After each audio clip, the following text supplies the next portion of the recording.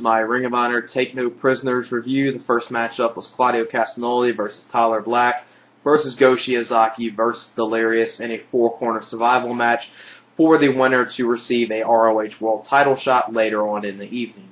This was definitely a good match to start the show off with. Good back-and-forth action from everyone in this match.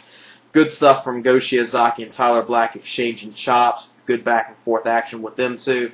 Saw Delirious getting his spots, Castagonoli doing his stuff. Just a very good match, and all the talents got in everything they needed to, and just a good match to start the show off with. The end of the match comes when Tyler Black hits the Phoenix Splash onto Delirious for the pinfall, so he gets a ROH World title shot later on in the evening.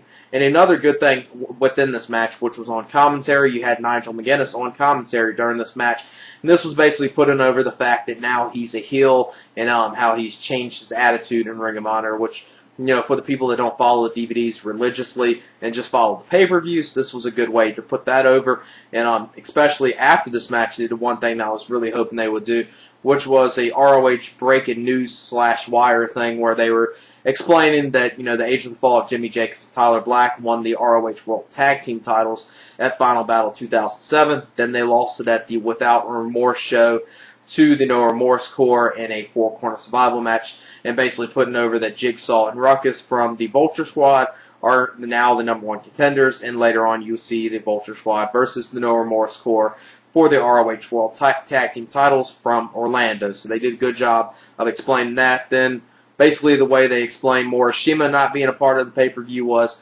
his attacking of the referees and the way he acted the last pay-per-view, that he's going to be off the Ring of Honor pay-per-view. Basically they're saying he'd still be a part of the shows, but not a part of the Ring of Honor pay-per-views. This is probably mainly due to the fact of he was on a Pro Wrestling Noah tour at the time of this show, and plus he's the GHC champion right now, so probably his bookings for Ring of Honor until he loses that title are going to be very limited. You saw him work the show in Virginia and New York in May, but probably his bookings are going to be very limited, so that's probably the reason why they explained that. Then after this, you saw this kind of during the show, which I thought was a good thing, which was Jimmy Jacobs doing these promos with basically from the Age of the Fall meetings or whatever, and basically it was like him somewhat acting like he was hacking into the show's feed, and you know, just putting over the Age of the Fall more. So that was definitely a good thing. You saw this throughout the show a few times. Then the next matchup was Roderick Strong versus Kevin Steen. And this was a good match. It was a little slow at the beginning, a little slow and methodical from Roderick Strong, but it really picked up at the end and started to be actually a good overall match. Really enjoyed it. Kevin Steen picks up the victory with hitting the package pile driver on Roderick Strong. Unfortunately, the FIP title wasn't on the line in this match, but still very good match. I would say about a 2 3/4 star match. Then up next was the Philadephia Street Fight with Jay and Mark Briscoe versus the Age of the Fall of Necro Butcher and Joey Matthews. And just like you expect, the Briscoes are very good in street fights. Necro the same. And Joey Matthews, he actually did a decent job in this match. Good brawling in here. He started off with some crowd brawling, some stiff chair shots in this match. One of the big spots in this match was Mark Briscoe got on top of the scaffolding and did a splash onto Necro Butcher. I'm not sure if that's what his intentional plans were, what his first plans were going to be. I thought he might have done the splash, which he did back on the Dethroned event probably sometime back in 2006. I thought he was going to do a shooting star press instead, but still a good spot. One spot, I don't know if it was just the camera angle or something, but it looked like Mark kind of slipped and kind of botched up a little with the Doomsday device on Necro Butcher. But it was a decent. This was, you know, just a generic street fight. You saw some good spots in here, but nothing overly great. You know, nothing on the lines of, you know, the Kevin Steen El Generico versus Briscoe street fight or anything like that. But still a good overall street fight. And you saw during this match, I think it was Mark Briscoe. He got busted open very early in this match. So this was a good overall match. Nothing great, but a good overall street fight. And the Briscoes come up with the victory after Jay hits the J Driller onto Joey Matthews in about a 3 1/4 star match. Then up next was the Larry Sweeney show. this was an enjoyable segment. It's kind of like one of those comical segments, and this was to put over that, Larry Sweeney was on his hostile takeover thing, and this was the Hangman's 3 joining up with Sweet and Sour Incorporated, and during this, obviously, you saw a match get added. Erick Stevens came out here, and he basically said, I'm not going to be joining you, and this just led on to a match, impromptu match between Brent Albright versus Erick Stevens, and this was actually a very good match. Could have went a little longer, but still, with the time it was given, was very good. Good back and forth action. These two worked very well with each other, kind of like a power match. Two powerful wrestlers exchanged maneuvers. Very good match. I would say about a 3-star match. I really enjoyed it. Probably a little more than some, but it was still an enjoyable match. Then up next, actually surprisingly during that match, Albright picks up the victory. Then up next was the ROH World Tag Team title match from Orlando, Florida, with the Vulture Squad of Jigsaw and Ruckus versus the No Remorse Corps of Rocky Romero and Davey Richards. And this was a very good tag team title match. Actually, the pairing of Ruckus and Jigsaw worked out very good in this match, because I've seen them two team up before and it hasn't been the greatest. Jigsaw actually did some good stuff in here. This Jigsaw actually, was actually a little impressive in this match. Ruckus did his stuff. Just a good back and forth match. Davey Richards and Rocky Romero worked great in this match.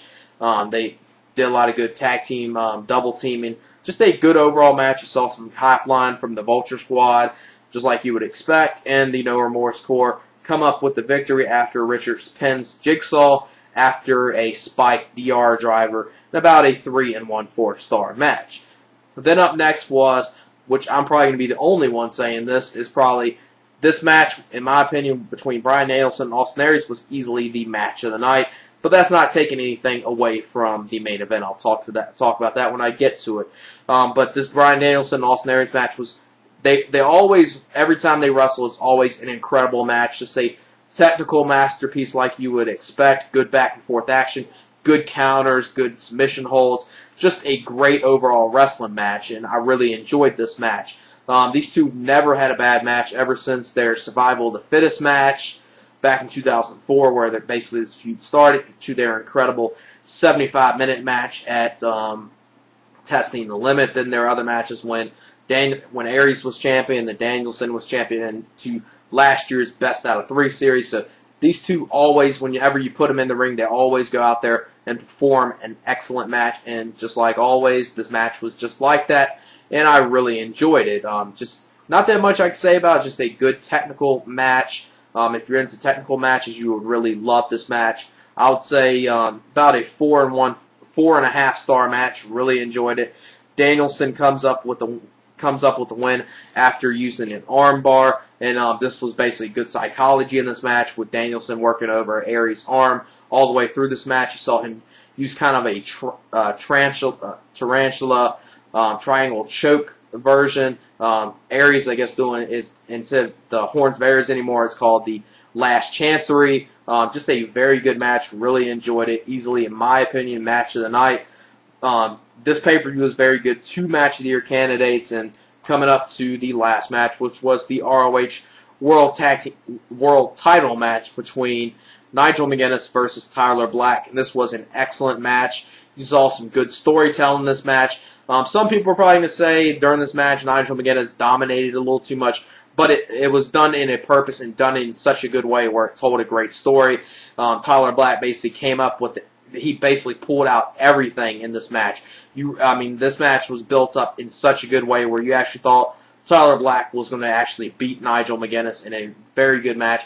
Tyler Black basically hit every move he has and kicked out of everything Nigel had in this match. Just basically, he kicked out the lariat, kicked out of every jawbreaker lariat that Nigel hit. Got out of the London Dungeon. It's just a very good match. Really enjoyed it. Great storytelling in this match. In my opinion, after watching this match, if Tyler Black isn't the one to beat Nigel McGuinness later this year for becoming the new Ring of Honor World Champion, I would be really shocked, because he was probably the only one so far within Nigel's reign that's looked like he could actually become a world champion. You saw it with Claudio a little from the Hammerstein show, but not as much as this match. The crowd was really into everything. They were on Tyler Black's side.